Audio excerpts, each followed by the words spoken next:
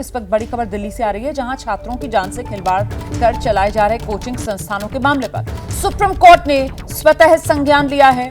केंद्र और दिल्ली दोनों सरकारों को नोटिस जारी किया गया सुप्रीम कोर्ट की तरफ से।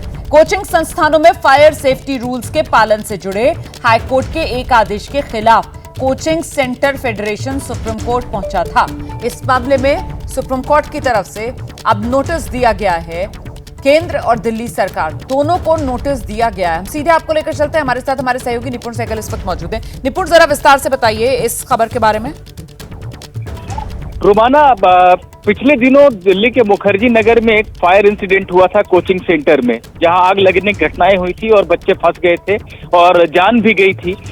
उसके बाद एक आदेश पारित हुआ था दिल्ली हाईकोर्ट से कि पूरे फायर सेफ्टी रूल्स को फॉलो करवाना चाहिए और इसका पालन करवाए एमसीडी, और कोचिंग संस्थानों पर कार्रवाई करे जो नहीं इसका पालन कर रहे हैं।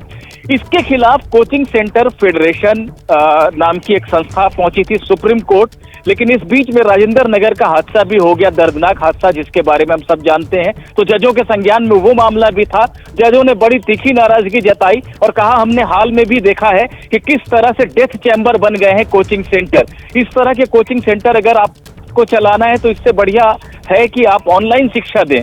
ऐसी तमाम बातें जजों ने कही और दिल्ली सरकार को, केंद्र सरकार को और एमसीडी को नोटिस जारी कर जवाब मांगा कि फायर सेफ्टी रूल्स जो है उनका पालन आप किस तरह से करवा रहे हैं, उसके लिए क्या आपने कदम उठाए हैं। जो फेडरेशन था, जो याचिका करता था, उसका उनके वकील जो थे वो बार बार जिरह करते रहे। जजों ने नाराजगी जताई, कहा कि आपकी इस याचिका के लिए आप पर हम 1 लाख रुपए का हर्जाना भी लगा रहे हैं। तो साफ तौर पर जजों के मतलब आप ये कह रहे हैं कि कोचिंग सेंटर फेडरेशन के जो वकील थे, मतलब कोचिंग सेंटर फेडरेशन, उन पर 1 लाख रुपए का जुर्माना लगाया गया है और उन्हें अच्छी खासी आज फटकार सुनने को मिली है। और ये मामला पहले जो फायर सेफ्टी नॉर्म्स हैं उसको लेकर हाईकोर्ट का एक आदेश जिसको चैलेंज किया हुआ था पहले से ही कोचिंग सेंटर फेडरेशन की तरफ से, और उस मामले में आज ये आदेश देते हुए साथ ही साथ दिल्ली सरकार और केंद्र सरकार को जो नोटिस जारी किया गया है सुप्रीम कोर्ट की तरफ से, जरा उसके बारे में भी बताइए, उसमें क्या कहा गया है?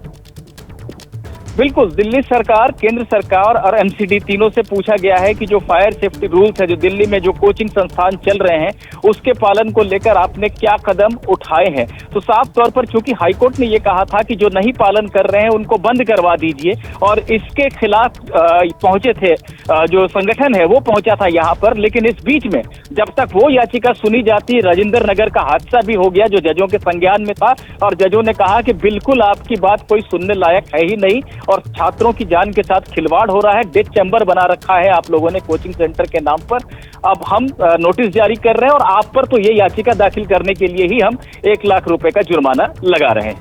बिल्कुल, और ऐसे में अब लगता है कि जिस तरीके से ये आज सुप्रीम कोर्ट का रवैया देखने के लिए मिला है, इसके बाद जो कोचिंग सेंटर्स हैं अब उनकी हालत में कुछ सुधार होगा और जो छात्र हैं जिनके जीवन के साथ खिलवाड़ की स्थिति बनी हुई थी वो कुछ बेहतर होगी। निपुण, निश्चित रूप से ये उम्मीद की जानी चाहिए जब देश की सबसे बड़ी अदालत इस पर संज्ञान लेती है और तीनों ही बॉडीज, केंद्र सरकार, दिल्ली सरकार और एमसीडी, जो जिम्मेदार है यहाँ पर प्रशासन को देखने के लिए, उसको नोटिस जारी करती है और साफ तौर पर यह भी कहती है कि अगर कोचिंग संस्थानों ने सुधार नहीं किया खुद में तो हम ऑनलाइन पढ़ाई का आदेश दे देंगे, आप कोचिंग संस्थान चलाने लायक नहीं है।